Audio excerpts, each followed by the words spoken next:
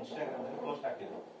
ಅದಕ್ಕೆ ದರ್ಶನ್ ಫ್ಯಾನ್ಸ್ ತುಂಬಾ ಕೆಟ್ಟ ಮಟ್ಟದಲ್ಲಿ ಕಾಮೆಂಟ್ಸ್ ಮಾಡ್ತಾ ಇದ್ದಾರೆ, ತುಂಬಾ ಕೆಟ್ಟ ಮಟ್ಟದಲ್ಲಿ ಕಾಮೆಂಟ್ಸ್ ಮಾಡ್ತಾ ಇದ್ದಾರೆ. ಅದನ್ನ ಮತ್ತೆ ಪ್ರಶ್ನೆ ಮಾಡಿದ್ದಾರೆ, ರೇಣುಕಾಸ್ವಾಮಿ ಮನಸ್ಥಿತಿಗೂ ದರ್ಶನ್ ಫ್ಯಾನ್ಸ್ ಮನಸ್ಥಿತಿಗೂ ಏನು ವ್ಯತ್ಯಾಸ ಇಲ್ಲ ಅಂತ ಇವರು ಹೇಳಿದ್ದಾರೆ. ರಮ್ಯ ಅವ್ರ ಜೊತೆಗೆ ನಾಳೆ ದೂರ ಬೇರೆ ಕೊಡ್ತಾರಂತೆ. ಈ ತರ ಮನಸ್ಥಿತಿ ಏನ್ ಹೇಳ್ತೀರಾ? ನಾನು ಅದ್ರ ಬಗ್ಗೆ ನೋಡೂ ಇಲ್ಲ, ಇದು ಮಾಡಿಯೂ ಇಲ್ಲ.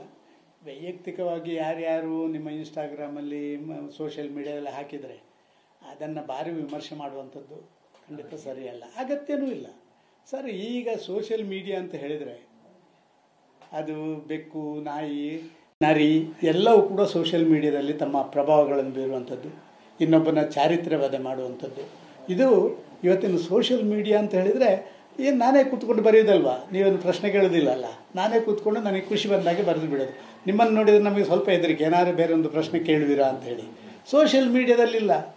ಸೋಷಿಯಲ್ ಮೀಡಿಯಾ ಇವತ್ತು ಸಮಾಜಕ್ಕೆ ಕಂಟಕವಾಗಿ ಪ್ರಾರಂಭ ಆಗ್ತಾಯಿದೆ. ಅಲ್ಲಿ ಎಲ್ಲವೂ ಅಂತ ಹೇಳೋದಿಲ್ಲ, ಹೆಚ್ಚಿನ ಭಾಗದಲ್ಲಿ ಇವತ್ತು ಸೋಷಿಯಲ್ ಮೀಡಿಯಾ ಯೂಸ್ ಮಾಡೋದು ಬೇರೆ ಎಲ್ಲಿಯೂ ಸಲ್ಲದವರು ಅಲ್ಲಿ ಸಲ್ತಾರೆ, ಎಲ್ಲಿಯೂ ಸಲ್ಲದವರು ಸೋಷಿಯಲ್ ಮೀಡಿಯಾ. ಇವತ್ತು ಸೋಷಿಯಲ್ ಮೀಡಿಯಾದಲ್ಲಿ ನಿಮ್ಮ ಈಗ ಬಂದಂಥ ಸ್ಟೇಟ್ಮೆಂಟ್ಗಳು, ಈಗ ನಾನು ಕೊಟ್ಟಂಥ ಸ್ಟೇಟ್ಮೆಂಟ್ಗಳು, ಇದರಲ್ಲಿ ರೈತರು ಆರ್ಗ್ಯಾನಿಕ್ ಹೋಗಬೇಕು, ರೈತರು ನ್ಯಾನೋ ಯೂಸ್ ಮಾಡುವುದರಿಂದ ಹೆಚ್ಚು ಒಳ್ಳೆಯದಾಗ್ತದೆ, ಇದನ್ನೆಲ್ಲ ಯಾರು ಹಾಕ್ತಾರಾ?